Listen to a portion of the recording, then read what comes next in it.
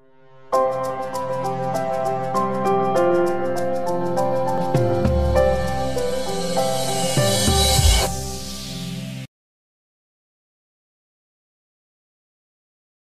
everybody, my name is Abbas. I'm the president of the Muslim Students Association.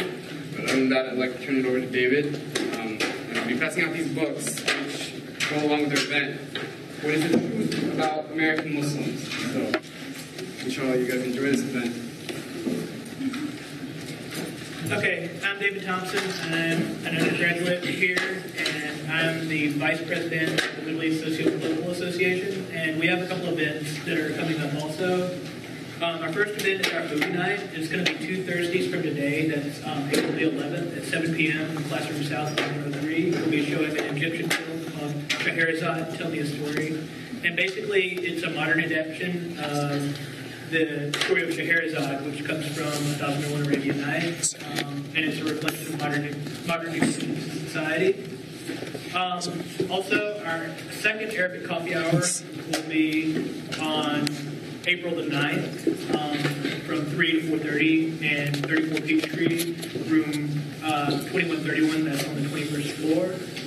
And also, I passed out several pamphlets for the Atlanta Arab Festival, which is being promoted by the Aleph Institute, which is located at exit 94 on Highway on 85, and it's like right off the exit, and that's going to be Saturday and Sunday, April 13th and 14th. It's an all-day event, 11 to 7 and 12 to 6. So you guys should check out all those events. So I'd also like to welcome you all here to our panel, Breaking Stereotypes, Moderation in Islam. We'd like to thank each of our speakers for participating in the panel, and also the Muslim Student Association, the International Socialist Organization, and the Middle East Socio-Political Association for all their hard work in putting this event together. Last semester, we hosted a panel on Islamophobia, of which this is an extension. Our purpose here today, however, is not to talk about Islamophobia, but instead, as the title suggests, to break stereotypes about Islam.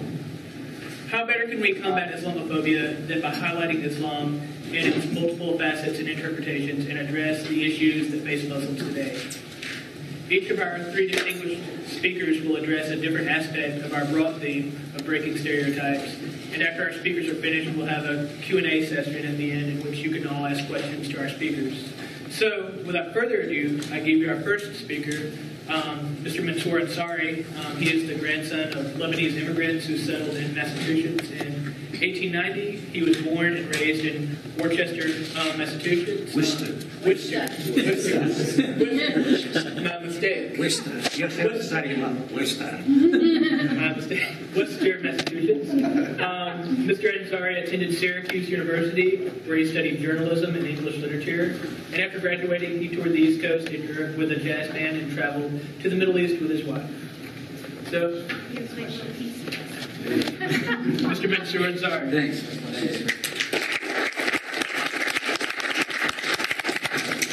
I think because I interrupted you, I'll start off with the jokes and anecdotes and then get to my serious part.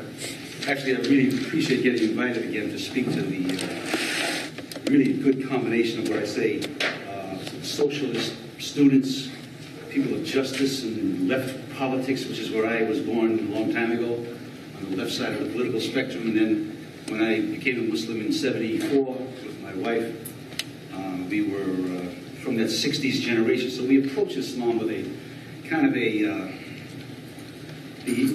mindset of the oppressed against great odds, as opposed to a different approach, more the Fox News Republican approach. Islam is, a demon religion, and they worship a different god, this kind of thing. So let me start off with some of the personal. I wanted to talk about some of the diversity, the moderation and diversity, mainly breaking stereotypes. You just wouldn't imagine the great burden I have as a person perceived as a white American male, but as a Muslim. All the burden I carry is so burdensome. I want to share some of these things with you. Some funny, some not so funny. I took the martyr down here. When I go to the airport to give the Friday prayer once a month at the Interfaith Chapel, usually, I rock the kufi, when I'm on the martyr. The East-West line is mostly all black, and even today, 2 or 3 young black men came, hey, assalamu alaikum, brother, they might be Muslim right now, who knows, I don't know. Yeah, man, I love it, brother, south line is, you know, you have your fair share of fine white people with their bags going to the airport, right? And so I went to the airport and got off at 5 points, and I noticed some of the discomfort of some of the fine passengers with their bags going flying to Nebraska or Montana. They saw this, you know. Without this, there would be no funny looks. The hijab women know what I'm talking about. But with the kufi, it's like, who's this guy? Little bit of discomfort. So 2 stops later, West End. I know everybody in West End. And the brother gets on, Ahmed, my friend. Mansour, how you doing? Hey, fine. Assalamu alaikum. We get up and, you know, hug him. So now these fine people are really more uncomfortable. You know, what's this? Oh man, what's going to happen?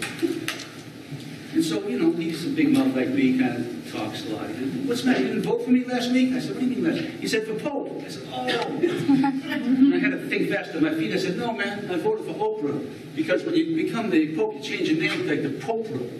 And then, like Lance Armstrong, when you go to visit her, you know, she absolves you of your sins. So she's a great Pope. I had a couple of things. And then I'm watching, okay, I got this magazine. This magazine is kind of like the Aziza is for Muslim women, but this one here, Muslim Quarterly, that's for the Muslim male. You know, it's kind of a jazzy magazine, you know, high fashion, nice Islamic subjects, but you know, with a lot of pizzazz and a good approach to traditional subjects.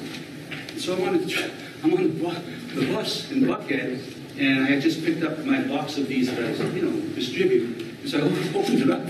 I didn't have my kufi on that day. And the guy right across the aisle, he said, I never would have pegged you for a Muslim. I never would have pegged you for a Muslim. I said, you know, we all don't look alike. You know what I mean? It's all, you know, we have a lot of diversity. And so I explained a little bit about my background. And so I walk in there, and it's mostly all African-American local people that are, you know, serving food and behind the counter.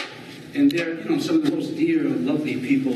A whole lot of, you know, Harvard University kind of refinement, but real salt-of-the-earth people. So I'm standing in line with my friends, my other workers, and it comes time to, I got the fish, of course, and then I got one of the vegetables, but a lot of the vegetables got the ham hock and the, you know, pork seasoning on it. So the lady reached for the spoon. I wanted the squash, because it didn't have any meat in there. But the spoon was in the, you know, the collard greens with the pork, you know, in there. So she grabs that spoon. I said, excuse me, can you use a different spoon, a new spoon? She goes, what's wrong? I said, you know, that spoon's sitting in there, and, you know, I'm a Muslim, and I don't eat pork, you know what I mean? She goes, you ain't no Muslim. They're no Muslim. They're all black. So by now, everybody quieted down. I'm telling you, the huge burden we carry. And I said, man, have you ever heard of, like, this was like back in 90-something when the Bosnian War was going on. I said, man, have you ever heard of Bosnia? It's in the news every day. It's a whole nation in Europe of white Muslims, you know what I mean? Anyway, so it was, she took the criticism. Then the next day, I went in there, and she goes, oh, here come the Muslims again. So anyway, you know, we have this kind of thing that happens on a personal level, showing a little bit of the stereotypes and what's going on in our society. A little bit more serious, Bonita Springs. I was doing an Oriental rug business, I sell Persian rugs, and we did a tent sale in Bonita Springs, Florida, down there, Fort Myers. Very nice, wealthy area. We had a big tent set up on the big main street. And I was running security at night because you can't leave, you know, $2.5 million worth of rugs overnight. So, you know, I'm one of the guys on security. And this gentleman came by in a pickup truck and was peeking into the tent and started talking and everything. This was earlier, about 2006, in the middle of the Iraq War. And sure enough, it comes to the discussion, politics and everything.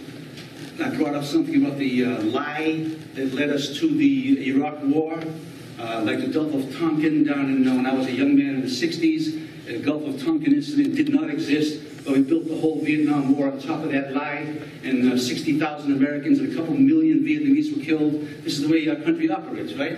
And then you got what's her name, Rachel Maddow, just the other day drew the parallels between the Iraq misadventure and what's going on in Iraq, another lie, weapons of mass destruction, everything. How even all these White House people, they admitted, even the guy that wrote the books, the jump ship from the administration, he said, they pushed me to connect Iraq to 9/11, somehow make that connection. And of course, there's no connection at all. But somehow they made that connection and went to war. And now, so anyway, we're talking about politics, and he said, well, I don't like it, it's very unsavory, but at least it's us against them. I said, what do you mean us against them? He said, you know, the Muslims. They're trying to kill them. And I said, well, why don't you start with me? He said, what? Oh, you're a Muslim? And I said, yeah, man, you know, I'm from a military family in Boston. As a matter of fact, you want to compare military stories, I know one is going to blow you out of the water right now. But why don't you leave before I blow you out of here with my fist? So we have these problems here, okay? These stereotypes. Pervasive ignorance combined with willful deceit. This is what's going on in much of our country. Yet on the other hand, the next American goes to our Egyptian family, friends of mine in Peachtree City after 9/11, show you the other side of the coin. They said to her, and the brother, we are honored to have you as residents in our subdivision, right? You're the only Arabs and Muslims we know. This was after 9/11, the next day. If you don't want to go shopping, just please tell me, we'll go shopping for you. So, I mean, you get the good and the bad and the ugly. I mean, you know, you got 300 million people here. Baker Street, London. Oh, man, let me go to U.S. Army nurse. Just yesterday, I sent the flyer for this event to some of my list. One of them is a doctor out in Augusta, the Fort Gordon military base.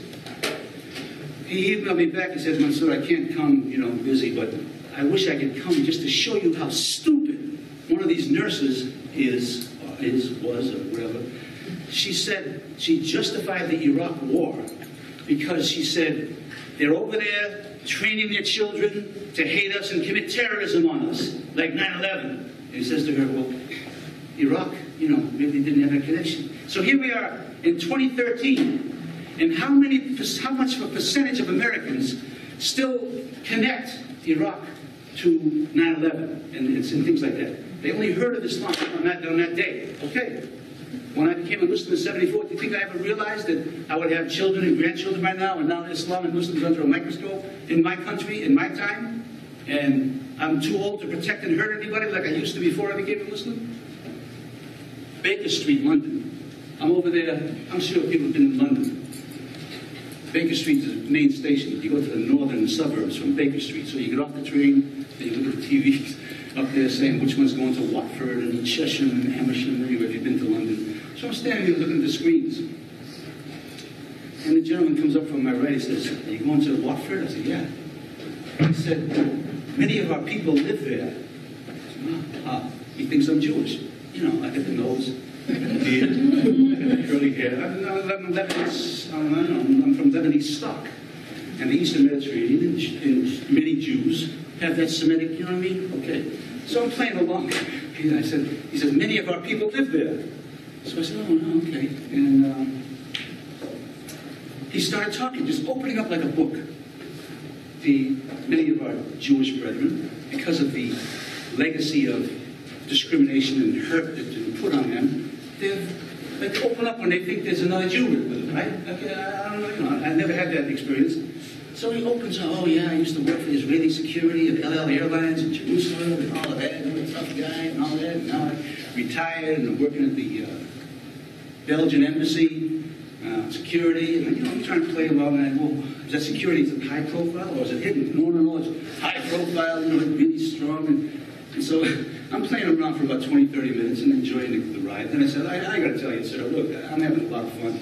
I'm actually from Lebanon. I'm here from Beirut on a mission to recruit the Hezbollah.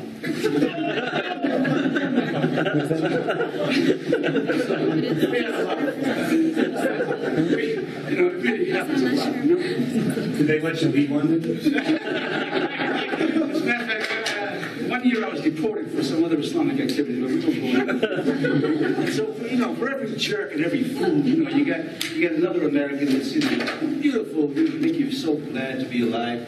Like Hijab Solidarity Day at the University of Iowa a few years ago.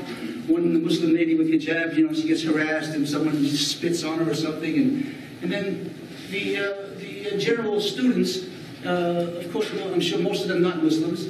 These ladies decided to wear the hijab as a symbol of solidarity with the hijab-clad lady. You know what I mean? I shouldn't say hijab-clad. That's the word that comes from like garb.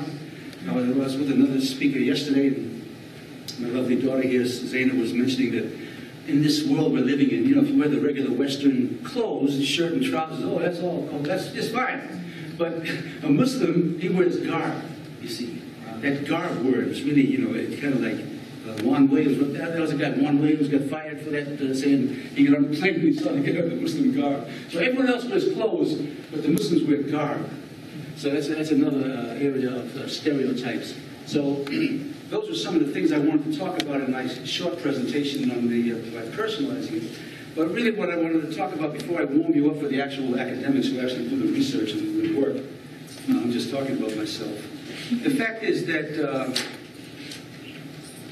the issue of justice is really what cuts through the whole thing and brings us together as Muslims, people of religion, people of politics, other ideologies, left, right, and center. If it's the concept of justice, and of course, Islam, needless to say, if the Muslim believes in the book, will quote a couple of beautiful verses that be just. Just brings you closer to God consciousness, right? Or be just, even if it's against yourself. And these are the strong principles. And I think anyone with any integrity would agree that a verse like that, whether they believe in that book or not, this concept, like for instance, I've heard scholars say that Judaism is the religion of justice. The Mosaic law, and Christianity is religion of forgiveness. And Islam is the religion of tolerance and toleration. And so, in today's world, I think the concept of justice has been blurred by the religious and political people. In other words, people will approach that subject, but on a very narrow path, if at all. It's really not really part of the discussion. It's like, my religion is better than yours, or my political party is better than yours, or some silly thing like that. But really, if you look at it, the prophets, who Muslims, and I'm sure other people of other faiths, modeled their lives after, the prophets really came, above all, I don't think to establish quote-unquote religion in the restricted sense. They came to establish justice. And you can tell me the name of the prophet, and we can have a discussion anytime, and we can come to a conclusion quickly without a lot of hot air, that whether it's David, Goliath, or Joseph, or Abraham, or you name them. Justice is the key issue that is somehow blurred out of the conversation in today's world. So I challenge anyone to remember the last time maybe I'm preaching to the choir here, but in most Americans waiting for the bus stop, I would ask them, remember the last time, or can you remember the last time that your concentration was on the justice issue? And really, it's been swept aside. I would like to say that the social institutionalization of justice is what all human beings of sincerity strive for, and some people use quote-unquote religion, others use politics or activism or whatever to get there. So my speech in a nutshell is, don't let your religion or politics or any ideology become an obstacle to make you detour away from justice. Go straight to justice. This is the most important thing that will not only break down stereotypes, it will bring people together on the important levels that they need to get together on. The question comes again, who will interpret? I think I'm taking an expression from Dr. Barzegar. Who gets the right to interpret? That's what he said about that Egyptian election some months ago. It's a question of the ideology, the beliefs, the faith, the politics, whatever. It's all there. But who gets based on election, then you figure out who gets the right to interpret. And so this is how, according to Islam, is it humans? No. According to Muslims, it's God. It's in the Quran. There are some absolutes.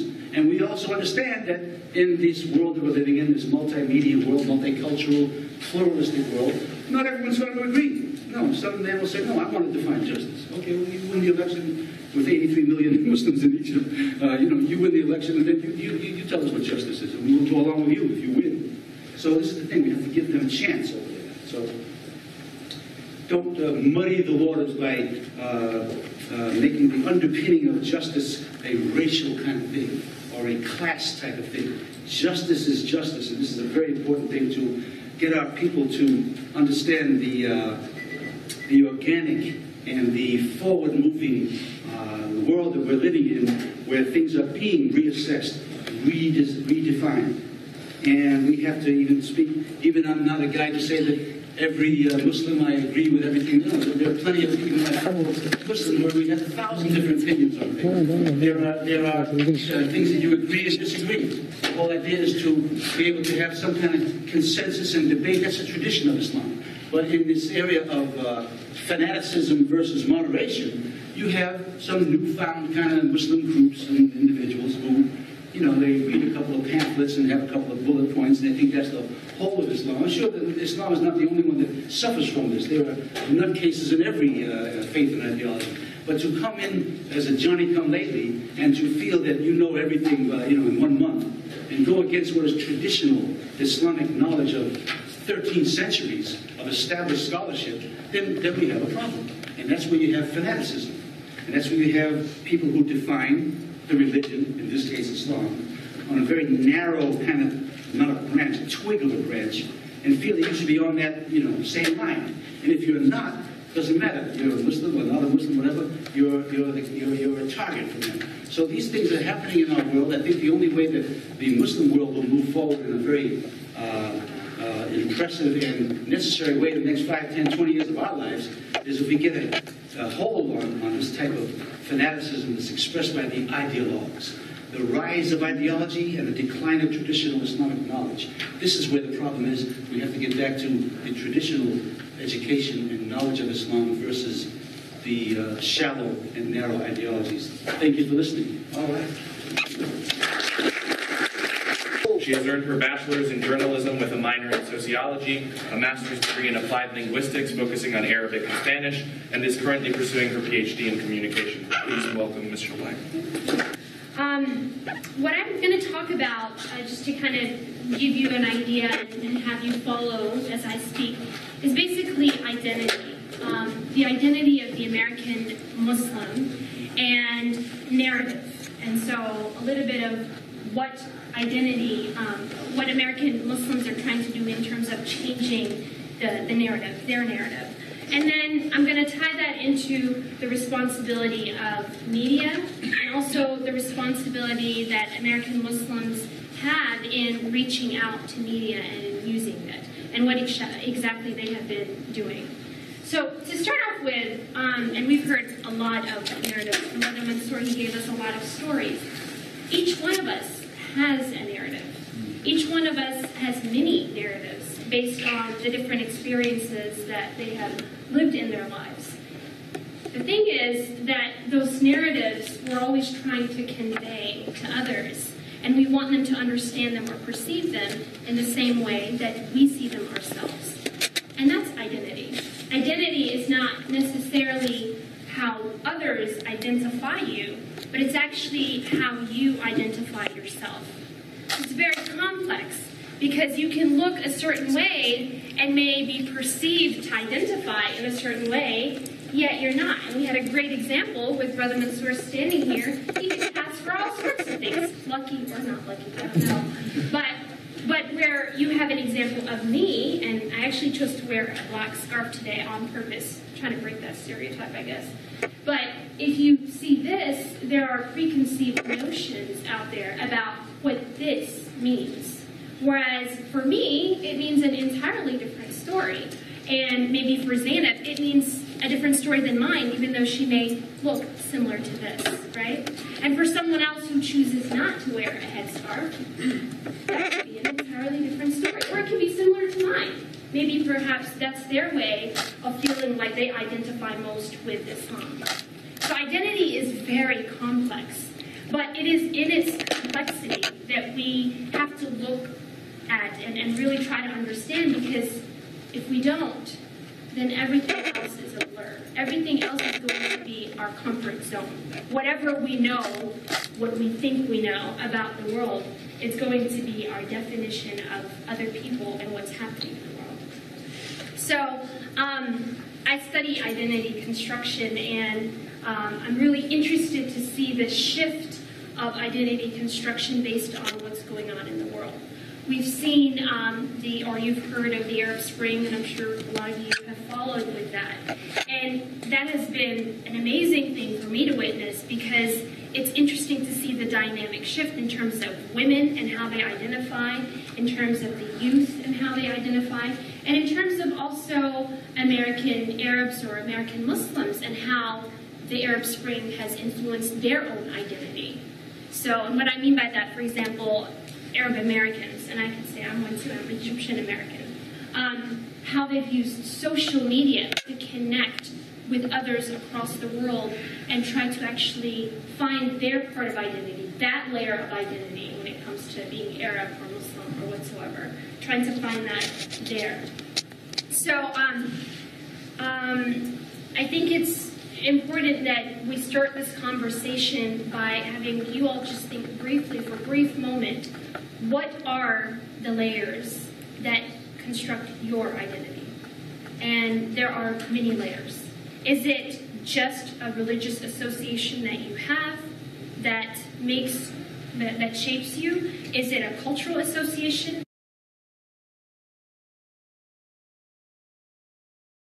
What they want to be understood as. Brother Mansour earlier mentioned that many Muslims together, they actually have many disagreements about their views and ideologies, and the same goes for any religion or culture or whatsoever, any sort of group, because again, no one group is monolithic. And so if we're willing to embrace that and accept that and actually challenge our minds and delve deep into what really exists around us, then that will be the point where we're actually tolerating and accepting others that are different than we are. So, moving on to that, from that to actually a Gallup poll that was taken, I think, back in 2006, that talked about that said American Muslims were actually the most diverse group in the United States. So not only are they just diverse and Muslims have all over the world, but here in the United States they are the most diverse group, which challenges that identity complex even further, because now we're dealing with so much diversity within just one group. And so in terms of culture, in terms of language, in terms of ways, in terms of ideology, religious ideology as well, political takes and so forth, and socioeconomic statuses, they're very different. Now, one of the things that came out of that study as well is that the focus has been not just on not on the diversity of the Muslim community, but actually has been more so on women, which goes to reinforce that women still remain to be the most mysterious identity for many in the West, overlooking the remaining other identities that exist within the Muslim community. Which I guess, I suppose, if you dress very differently and you're wearing, a scarf or you stand out, because it's the appearance that stands out. So today I don't want to really spend so much time saying, listen, that's not what it is, and here I am, I'm an example of an unoppressed Muslim woman. I want you all to find that on your own. I want you to ask questions and so forth. But instead, I want to talk more. I want to go more into what the Muslim community has done in the recent past, using media to try and challenge those stereotypes, to break them down. So, one of the things that are beneficial in terms of the social media and the World Wide Web recently is that everybody has a voice if they have access to the World Wide Web, right? Some sort of voice. It may not be an equal voice to, let's say, mainstream media, but you have access to creating your voice and your narrative and developing some sort of understanding of whatever it is that you're trying to preach. And that has been the case for the Muslim community in general, worldwide. And for that, they've been able to kind of tap into mainstream media, because once your voice is out there, others are also going to reach back out to you if they're interested to hear more. I'm going to mention just a few things. Have you guys, anybody hear of the All-American Muslim, that television show that was on TLC? It was canceled. Bummer, but if you haven't, look it up on YouTube. It was basically highlighting families specifically from the Detroit area, Michigan. So not a whole lot of diversity there per se, but the family dynamics were certainly very diverse. They were all very, very different. And I'm not going to ruin it for you. Look it up. It's interesting. But the point here is that was the first mainstream sort of image for the American Muslim community. And everybody, or not everybody, maybe it made others upset, were sitting there watching to see, is that going to reflect on me? Am I going to be represented in that TLC show? And when they were happy. And when they weren't, oh man, they were upset. Why did they have a woman who wanted to start a club? I think there was a woman there that wanted to open up her own club. And there was so much anger. Whereas for me, I thought, thank you. We are not monolithic. I don't care what you want to do. I don't have to agree with you. But I have to agree that we are all very different. Even though we're Muslim, we're different. We all perceive things differently. We all have different goals. We have different interests. We have different ways of looking at things. And I'm glad she was on there. I don't really care what she does, but I'm glad she was on there. She was a representation of truth within the community. It exists. We're different. So, but the show got canceled. But anyways, look it up. That was I think, one of the highlights of that wasn't even last year, that was the year before that. Because now we're in 2013. So that was quite significant. I think there's two brothers that have, in Ramadan of last year, Ramadan is the month of fasting for the Muslim community worldwide from sunrise to sunset. But they did this project where they traveled to 30 states, it was called 30 mosques in 30 days, which I thought was brilliant because they got a lot of coverage. They received so much coverage from CNN to Fox, Huffington Post, everywhere, worldwide, BBC. And the point here is that they reached out. They were able to say, listen, I've got this great idea, which is what I think a lot more Muslims need to be doing. But I got this great idea that could also be helpful in allowing others to learn more about who we are and this holy month and so forth. And they traveled to 30 states for 30 days, and they were followed and they were interviewed, and I think they received plenty of coverage, which again, to me, that's the responsibility of any community, to reach out to the media, to use your resources and the tools. So that was good. Those are kind of like the two main things I wanted to talk about. But we have many other professional American Muslims who are doing quite incredible things to highlight their uniqueness. And at the same token to say, listen, I'm American too, and I'm Muslim, and I'm also all these other things. I brought here with me this book. It's called I Cover, and I think it's a fantastic coffee table book. And Sadaf Sayed is a photojournalist who also received tons of coverage for her brilliant work. She went last year, she was invited to President Obama's dinner during Ramadan. And what she did is she traveled across the United States and met Muslim women who wear the headscarf that have very unique jobs. So she's got, a wrestler in here. She's got like a truck driver. She's got me in here too, but she's got other people who do some, incredible stuff. She's got a mother, just simply, doing her thing as a mom. I'm a mom and I'm doing my thing, and I'm Muslim. And so I think that's brilliant work, and it deserves recognition because she's the type of person who's actually breaking stereotypes and showing people, like proof of that. So you guys are more than welcome to look at that. And we have, especially in the Atlanta Muslim community, we have so many dynamic individuals, and a lot of them I have to say and take credit for is that they're women.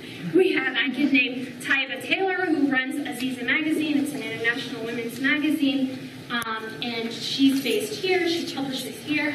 We have Sumaya Khalifa, who runs the Islamic Speakers Bureau, a chapter of the National Organization Islamic Networks Group, and many, many more, and those who are here too. My point here is not to say that, listen, Muslims are amazing and they're great, and please accept us, come on, tolerate me. My point here is that we're different. There's the good and the bad everywhere, right?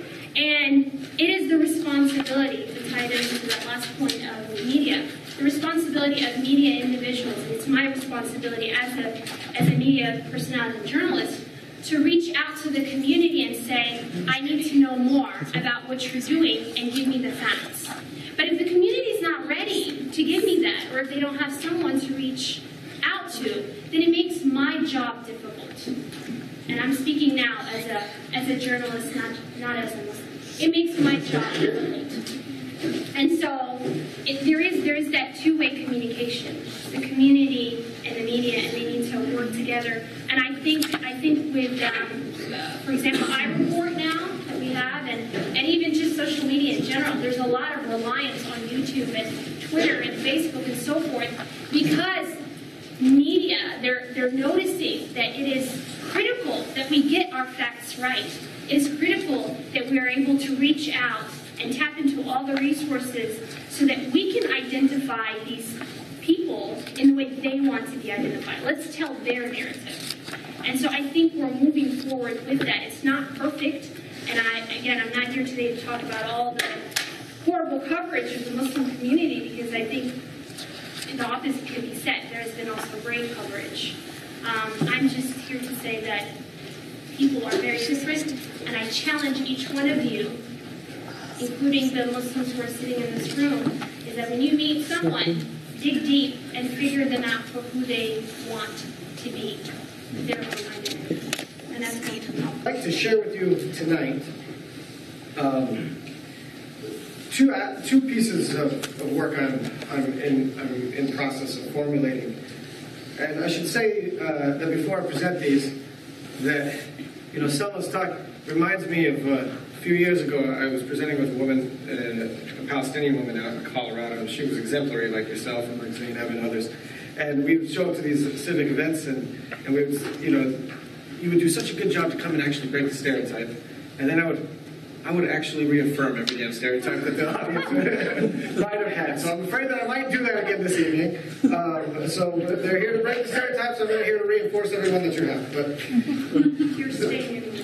the reason is that I've sort of been in this game of talking about Islam in the media and in the public sphere for, I'd say, about 12 years now. And it's usually been in a college campus setting, and that proves a little bit difficult because who mentioned it, we're already sort of speaking to folks who are our allies, you know what I mean? And so I've always tried to push that envelope a little bit, especially those of you who are my students in my class know that I'm kind of always in search of the question that makes us think a little bit harder. And so this evening, I'm interested in understanding some of the sort of underlying what we might even call theological dispositions that allow us as a society to look at Muslims not just in the stereotypical way, but actually as a product of evil. As the serene animated sequence fades away into the violent frenzy of the embassy protest, and now we got real imagery, right? And it's very, very dramatic. The viewer is transported into Affleck's directorial mastery. And for those of you who didn't see the film, again, he juxtaposes actual footage from the revolution with sort of his version of it, and so it just makes for actually a pretty amazing film-going experience. Left unsaid is the paradoxical psychological effect this juxtaposition of the real and the fictitious has on the viewer. The historically true, which is America's imperial prerogative, is rendered in the medium of fiction and animation, while the historically fictitious, Affleck's embellishment, right, of the narrative, is rendered into a gripping medium of cinematic realism at its best. What is remembered, or I should say experienced, is not the historically true, which is a cartoon, right? But the experienced fright and disorientation that the film produces in the viewer.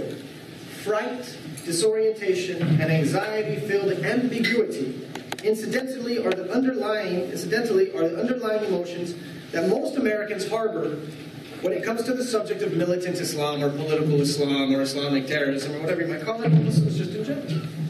The film, of course, masterfully manipulates these fears in scenes, for example, where angry men shout in Farsi with no subtitles for the viewer to understand. This was shocking to me because I'm listening, understanding what the guy's saying, and then I realized there's no subtitles in the screen.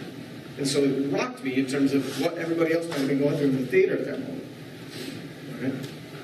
Or at times where seemingly rational agents of the revolution, like bureaucrats and whatnot, reveal their cunning in deception and plotting, which is an evil far more frightening even than rage. But again, Argo represents a larger pattern in the Western psyche when it comes to dealing with political Islam. If the net effect of Argo's narrative is American imperialism results in reactionary horror, then a deeper layer of Orientalism may be uncovered, namely that Muslims, even in their anger, remain only products and not agents of their environments.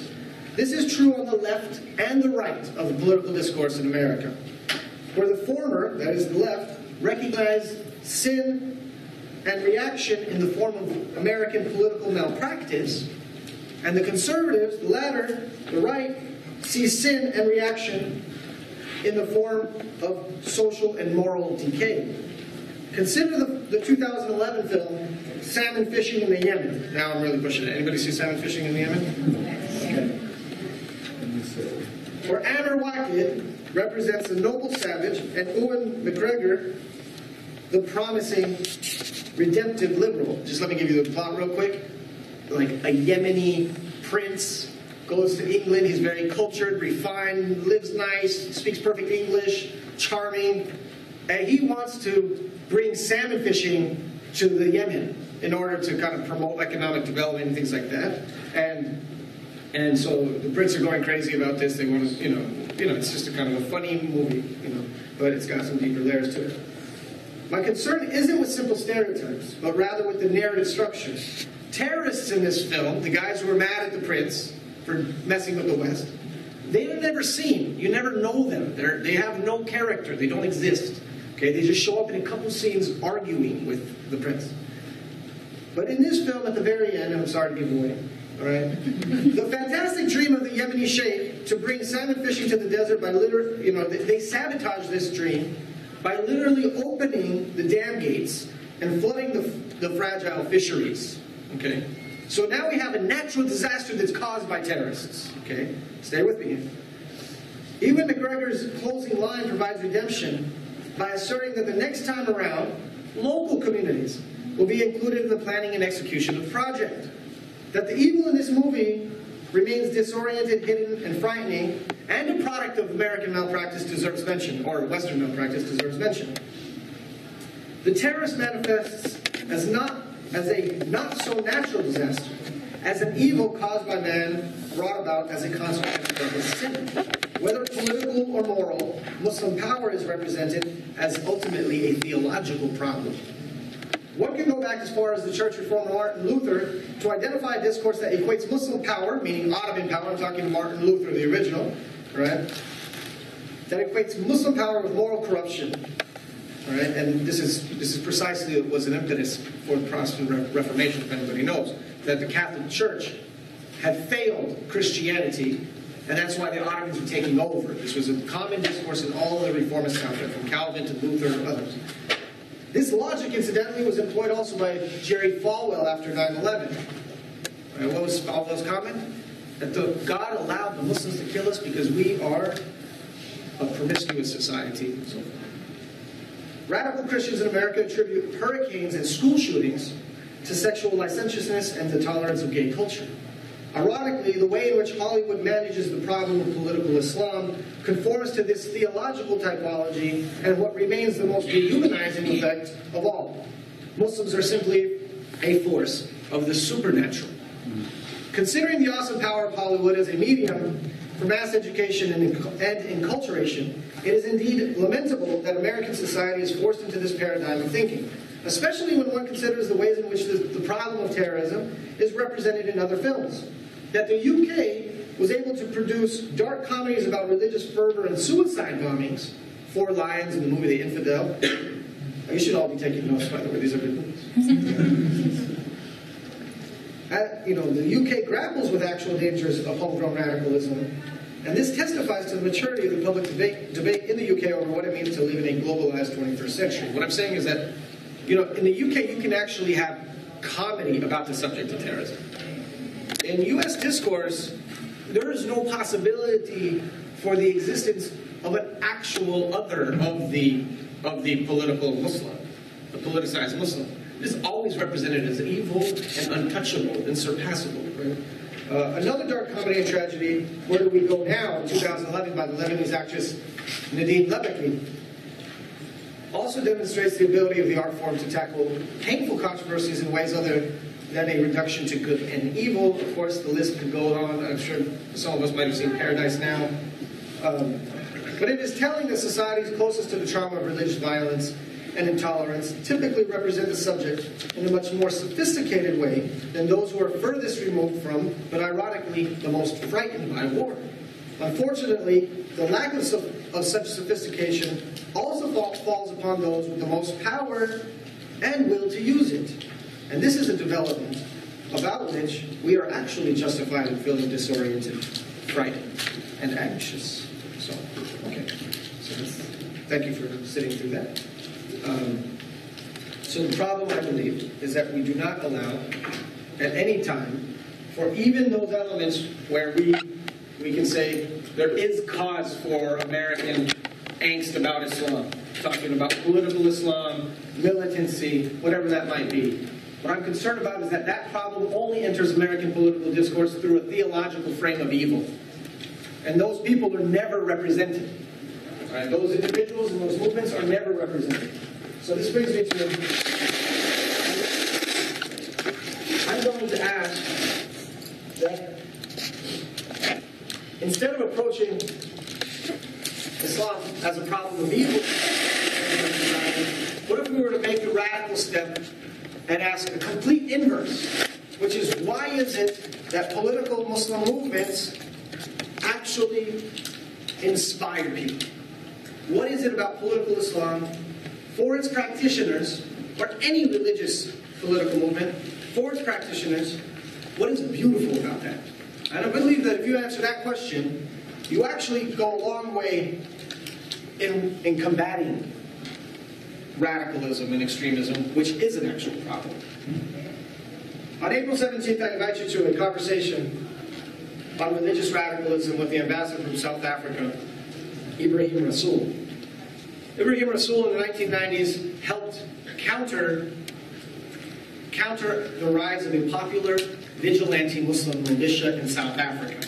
And the way he went about doing it was exemplary of how modern states can deal with this issue, not through a theological frame, not through a constant state of emergency frame, but rather through a cultural awareness frame.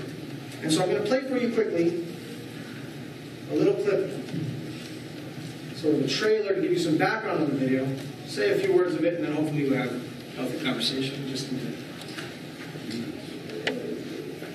So let's make sure we get the sound up here.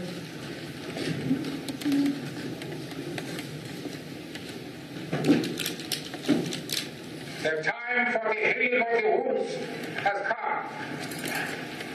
Let's get another round of applause for our speakers.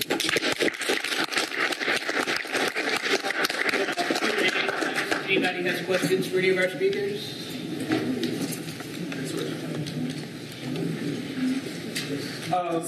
We've heard a lot about justice. Explain to me kind of like the theological underpinnings of Islamic ideas of justice. Where does that flow from? What's kind of like the driving force of ideas behind justice in Islam?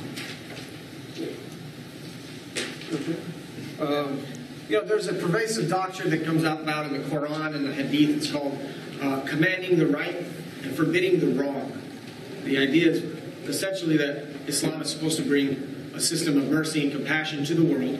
And so the Quran says, and this is God's voice to Muslims, you are the best nation because you implement right and you forbid what is wrong. What is right and what is wrong is open to a tremendous amount of interpretation. And there's a scholar from Princeton who wrote a 1,000-page book literally documenting every theological position on this over the last 14 centuries. So, in a hard case, it could be, 9th century Baghdad theologians breaking chessboards and musical instruments. Or it could be 20th century Sufi Muslims simply protesting in their hearts during prayer. Okay, how that is carried out is a subject of great debate. But overall, I would say that the mission of Muslim identity is attached to the theological compulsion to implement good, whatever that might be, and forbid evil, whatever that might be. I'm sorry I can't give you a more direct answer. There's another prophetic tradition. Hadith says, if you see something wrong, Prophet Muhammad said this, if you see something wrong, stop it with your hand. If you cannot stop it with your hand, then speak out or use the pen. And if you're not even able to do that, then at least hate it in your heart. But beware that that's the lowest state of faith, to hate it in your heart. So you can apply that to, a street scene in a bar room in a neighborhood. You cannot go in there with baseball bats and smash the whiskey, if you're an Islamic person.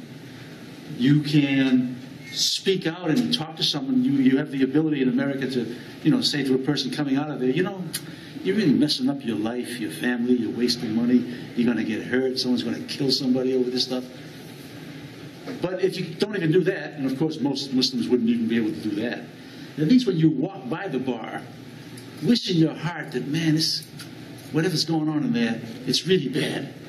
But that's the lowest state. So the top state is stop with your hand. This begins the political discussion as far as where does justice come in the implementation of this Islamic rule. You see, the big mouth ideologues in our religion say, oh, stop with your hand. That means you have to have power.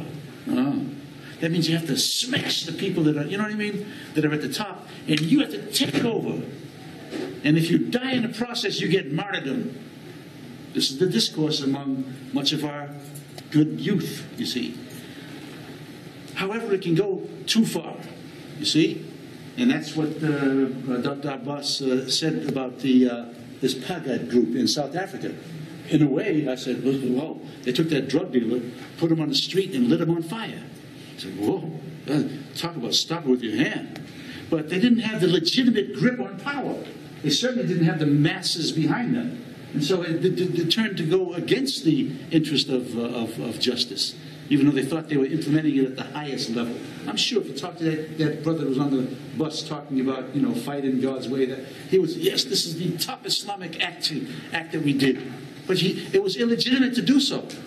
This is the problem.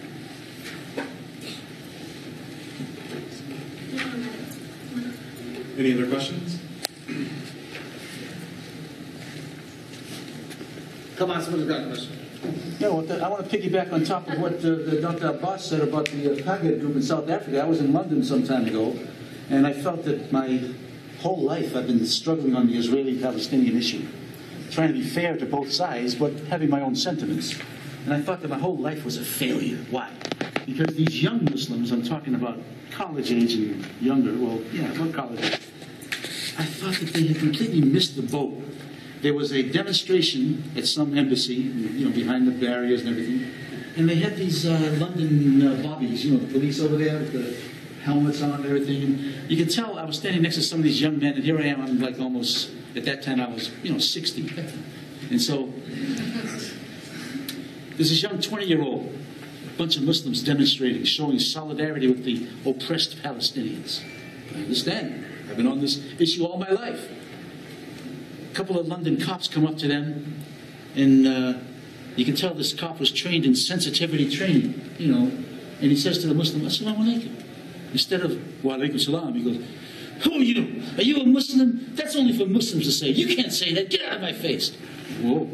What happened to he's saying peace be upon you. You know what I mean? That's what Assalamu alaikum, you know what I mean? So you come back with that harsh, jagged, horrible manner, right? So I said, my goodness, what's wrong with this guy? But then the next cop was a Pakistani British, a Muslim. And he says, I'm a Muslim. Assalamu alaikum. Instead of him returning the greeting, as is commanded in the Quran, by the way, he says to him, you sell out? You're a Muslim? You call yourself a Muslim? And you're police?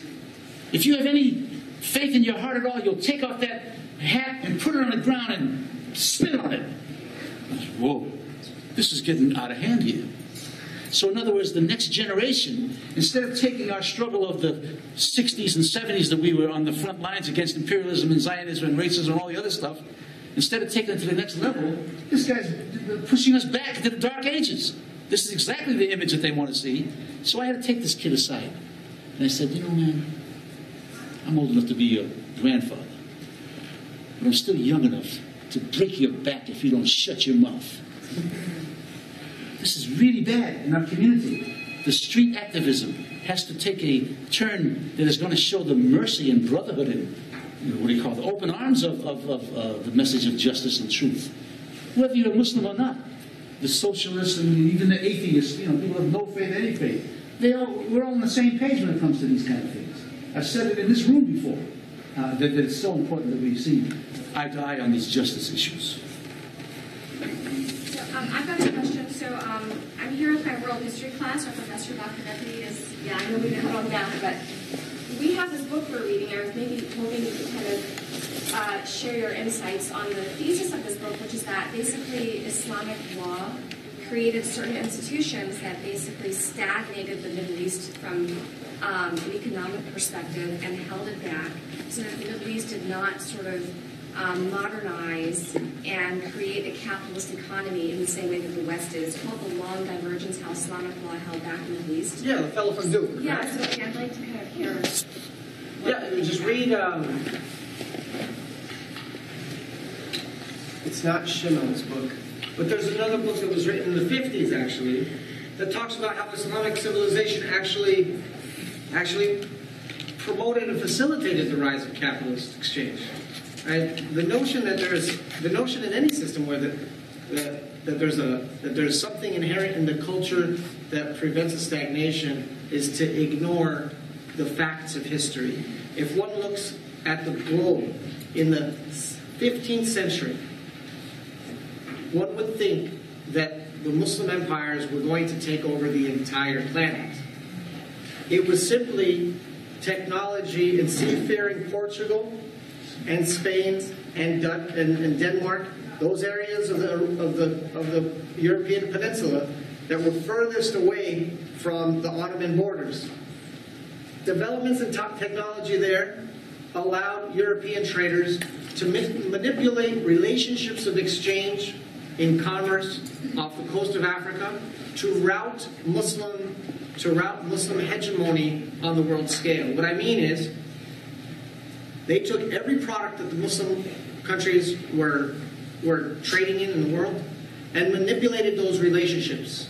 So, for example, the first experiments with slave-based labor, production of sugarcane and cotton took place on the Canary Islands off of Morocco, inverting relationships of enslavement and labor production that Muslim countries were involved in. So there was never slave labor in Muslim countries. All right, but enslavement as a form of labor production occurred in competition with Muslim hegemony. So there are many people, and I can find you the resources, email them please, that have undermined that thesis, and it's part of an old thesis, and it's actually it's a quite insidious thesis to be fair. How would you think of this? I think it's really, really good. And I think more people should come out. What did you think? I liked it. You liked it? Yeah. It was really fun. It's interesting. It's a great event. It's really good, really informative. That was very informative, and I really wish everyone came out to it. I really liked Slma's speech about Muslim women's identity and how it's very diverse, and she did a really good job. And so did Abbas, Barzegar, and Mansour, and Ansari. They all did a great job. What's your event? I think it's what the people thought, but I loved it. Okay, that's good. It was really good. So the three speakers were really smart. It was nice to see everyone discuss basically the diversity of Muslims, a larger spectrum than just the genre of traditionalists or whatever. It was great.